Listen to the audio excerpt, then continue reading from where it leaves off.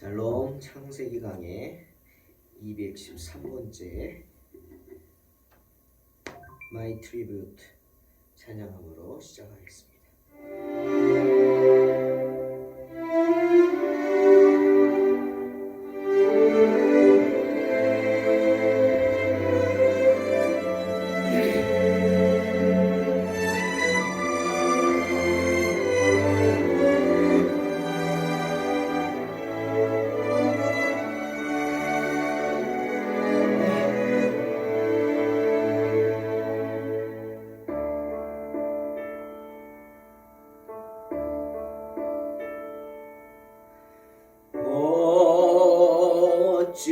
어찌하여야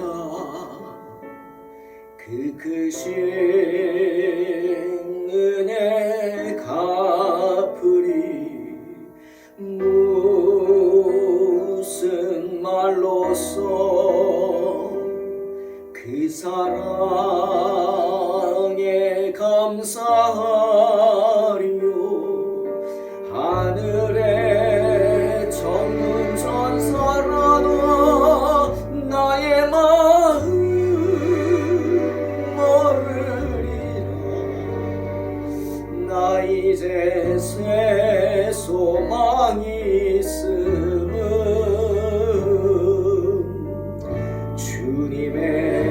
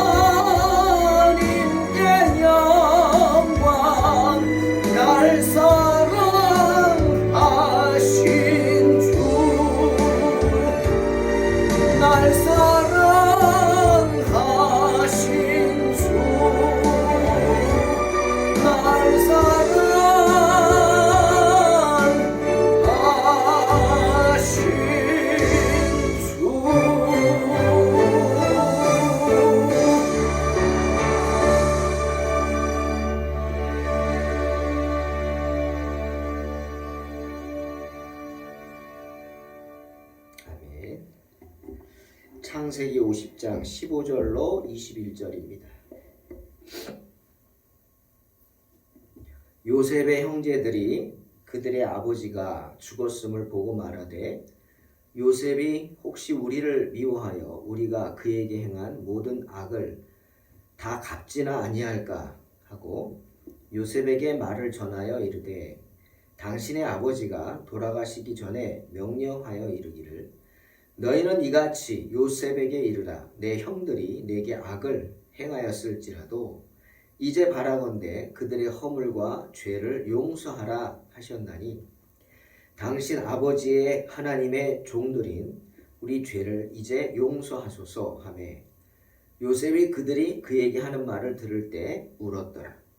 그의 형들이 또 친히 와서 요셉의 앞에 엎드려 이르되 우리는 당신의 종들이니이다.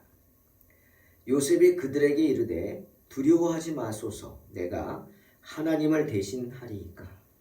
당신들은 나를 해하려 하였으나 하나님은 그것을 선으로 바꾸사 오늘과 같이 많은 백성의 생명을 구원하게 하시려 하셨나니 당신들은 두려워하지 마소서. 내가 당신들과 당신들의 자녀를 기르리이다 하고 그들을 간곡한 말로 위로하였더라. 아멘.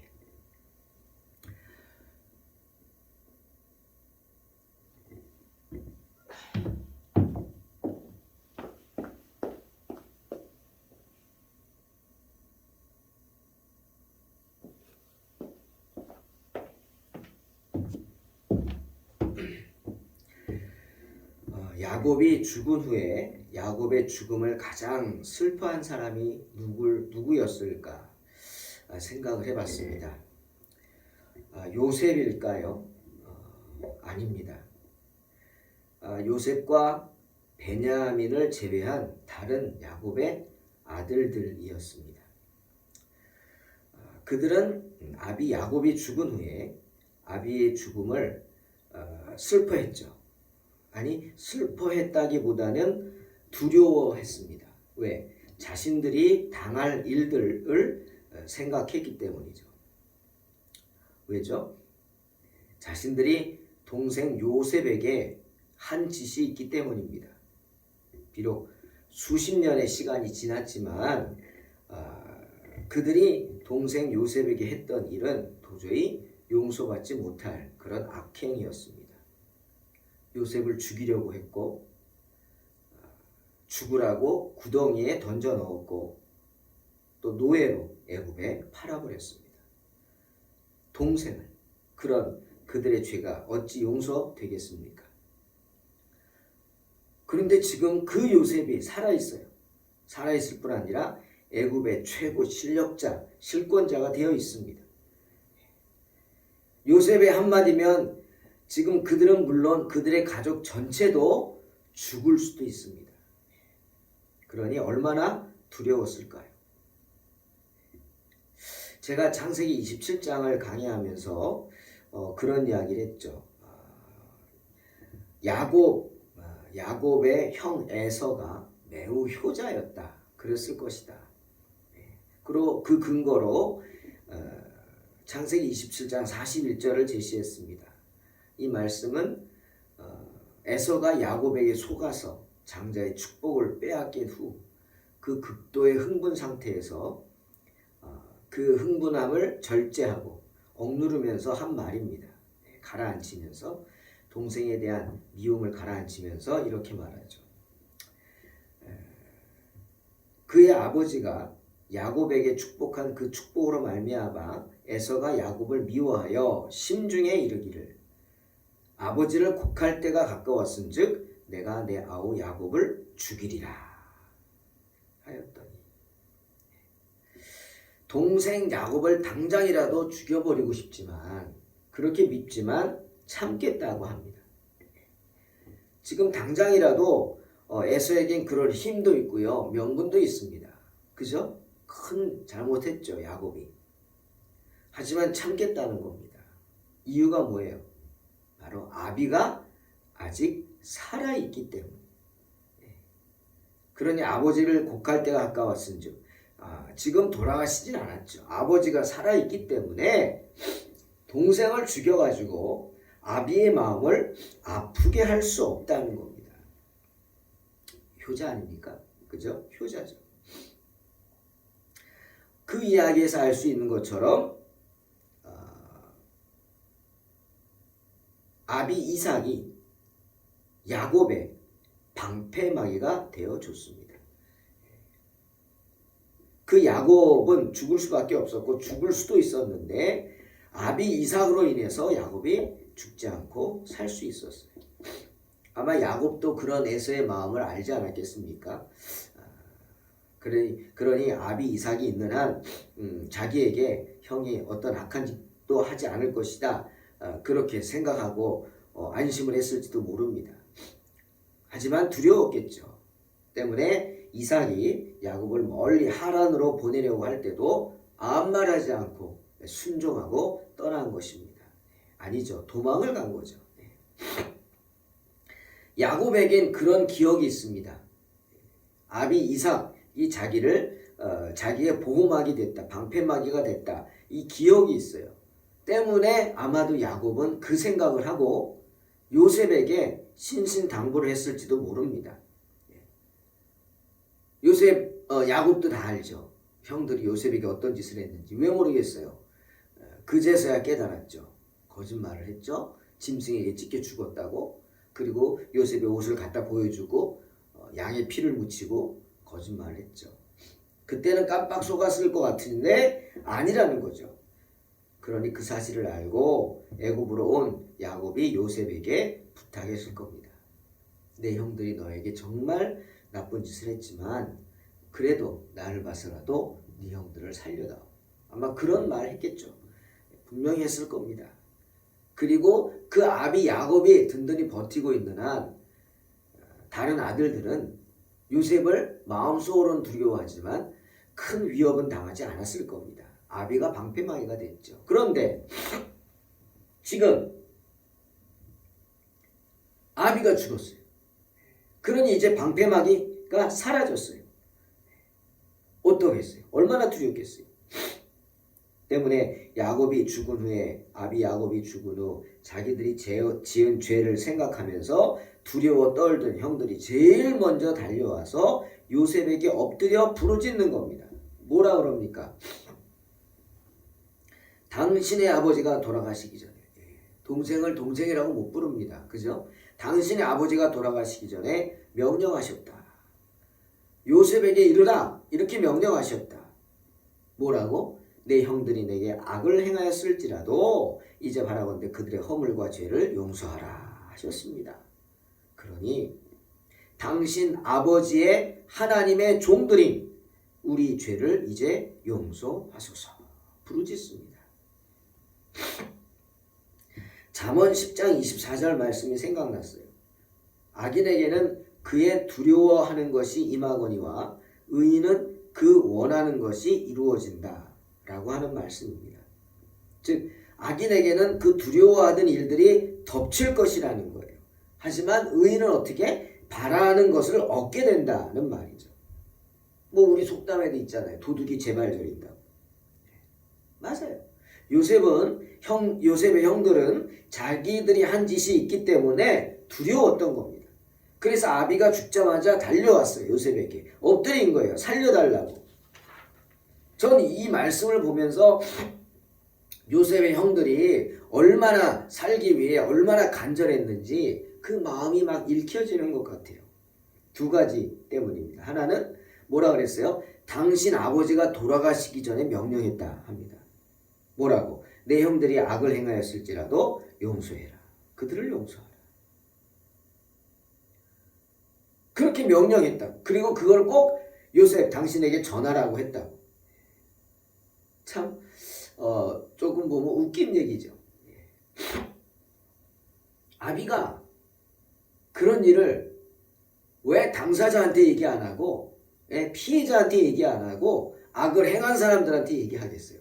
참 이거 볼 때마다 웃기지만 얼마나 이 사람들이 겁이 났고 두려웠고 간절했으면 이랬을까 그 생각이 듭니다. 아니 아비가 피해를 당한 요셉을 불러다가 직접 용서를 하든지 아니면 형들 불러다가 요셉 앞에서 사과하라고 죄를 빌라고 하든지 하지 왜 악을 행한 사람들한테 가서 하라고 합니까? 말이 안 되죠. 거기서 알 수 있고 또 하나는 당신 아버지의 하나님의 종들이라고 자기를 말하고 있습니다. 자기들이 누구라고? 당신 아버지의 하나님. 당신 아버지의 하나님은 뭡니까? 바로 요셉의 하나님이죠. 요셉의 하나님의 종들이라는 거예요. 자기도. 너 요셉이 하나님의 종이냐? 종이듯이 우리도 부족하지만 하나님의 종이라는 거예요. 왜 굳이 이 말을 할까요? 함부로 해서는 안 된다는 거예요. 무언의 협박이죠. 하나님의 이름으로 협박하는 거예요. 너 하나님의 종들 함부로 건드리면 안 돼. 그러니 우리가 아무리 허물과 죄가 많더라도 용서하라. 뭐 이런 내용인 것 같습니다. 하지만 하나님을 핑계로 무언의 협박을 하면서도 또 한편으로는 어떻게 그 앞에 납작 엎드려서 당신의 종이 되겠다고 합니다. 그러니 이 형제들의 마음이 얼마나 두렵고 간절합니까? 그런 형들을 대하는 요셉의 마음이 무엇일까요? 한마디로 용서입니다. 용서. 네? 용서. 특히 요셉은 자신에게 악을 행한 형들을 선으로 대하면서 화가 변하여 복이 되게 하시는 하나님의 축복의 섭리를 이야기하고 있습니다. 화가 변하여 복이 되게 하시는 하나님의 축복. 여러분, 이런 축복이 여러분 가운데 임하시기를 주의 이름으로 축원합니다. 요셉이 자신의 삶을 통해서 증거하는 하나님의 섭리입니다. 요셉은 말하죠. 내가 하나님을 대신할 수 있겠냐고.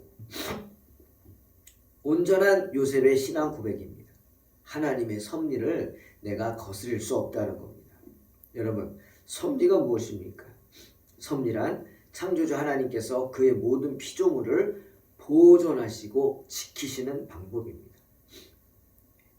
하나님께서 세계에서 일어나는 모든 일에서 활동하시고 그 만물을 하나님께서 그들에게 계획하신 그 목적 그대로 지속적으로 인도하시는 것이 바로 섭리입니다. 이 세상이 하나님이 만드신 원리와 법칙에 의해서 잘 움직여지고 잘 다스려지도록 하는 것을 말하죠. 하나님의 손아귀에서 떠나지 않도록. 왜? 떠나면 죽으니까. 그게 섭리입니다. 그러니 섭리를 거스른다? 이거는 죽는다는 것이죠. 요셉이 하는 말이 그겁니다. 내가 그런 하나님을 대신할 수 있겠냐고. 그 하나님의 섭리를 말하죠. 내가 당신들에게 고난을 당한 것도 하나님의 계획이었고 그 고난 이기고 오늘 내가 애굽의 총리가 된 것도 하나님의 뜻이라는 거죠. 하나님의 섭리. 나로 인해 이스라엘 백성들을 구하고 모든 애굽의 주변 사람들을 가뭄에서 구하려고 하시는 하나님의 계획과 뜻이 섭리가 있었다는 겁니다. 그래서 20절에 당신들은 나를 해하려 하였으나 하나님은 그것을 선으로 바꾸사 오늘과 같이 많은 백성의 생명을 구원하게 하셨다 라고 말하는 겁니다. 그러니 내가 어찌 그 탓을 당신들에게 할 수 있겠느냐 하는 겁니다. 나는 이미 다 잊었다. 용서했다. 아주 쿨하게 말합니다.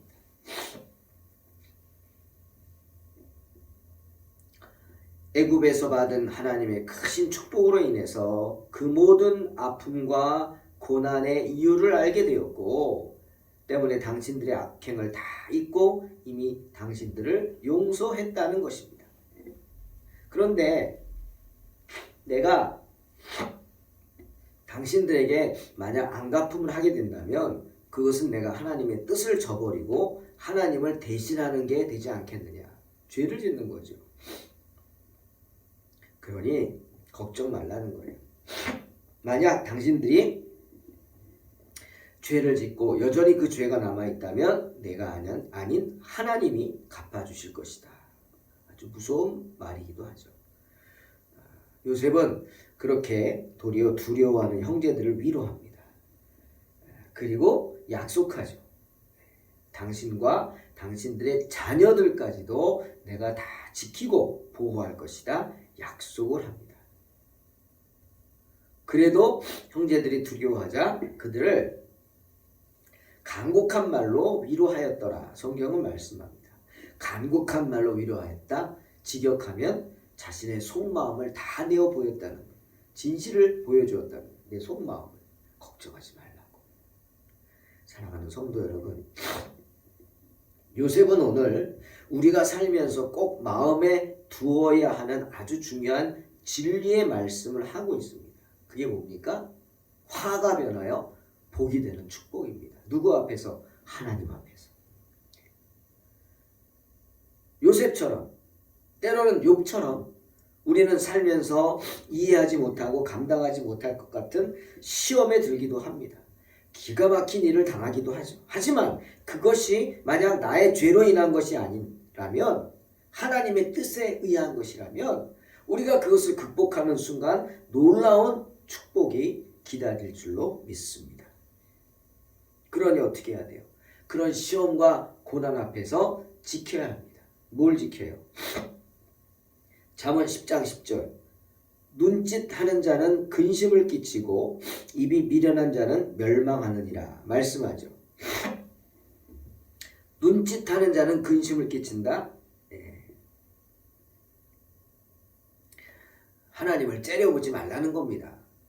쉽게 말하면 하나님 앞에 불평과 원망 섞인 그런 눈초리를 주지 말라는 거예요. 그리고 입이 미련한 자는 멸망한다. 입술을 지키라는 거예요. 원망과 불평하는 말 하지 말고 입술을 지켜서 하나님 앞에서 미련한 말을 하지 말라는 거죠. 그래야 멸망을 면할 수 있다는 겁니다. 그렇게 우리가 어려운 현실을 믿음으로 잘 이겨낸다면 반드시 화가 변하여 복이 되는 축복을 받게 될 줄로 믿습니다.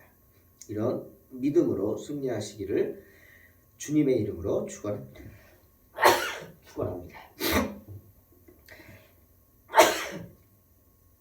기도하겠습니다. 하나님 감사합니다. 오늘도 말씀을 통해서 힘을 얻게 하시고 화가 변하여 복이 되는 축복, 그 요셉의 간증이 우리 삶 가운데 그대로 이루어지게 축복하여 주시옵소서. 감사드리며 예수님의 이름으로 기도하옵나이다. 아멘. 믿음으로 승리하시기 바랍니다.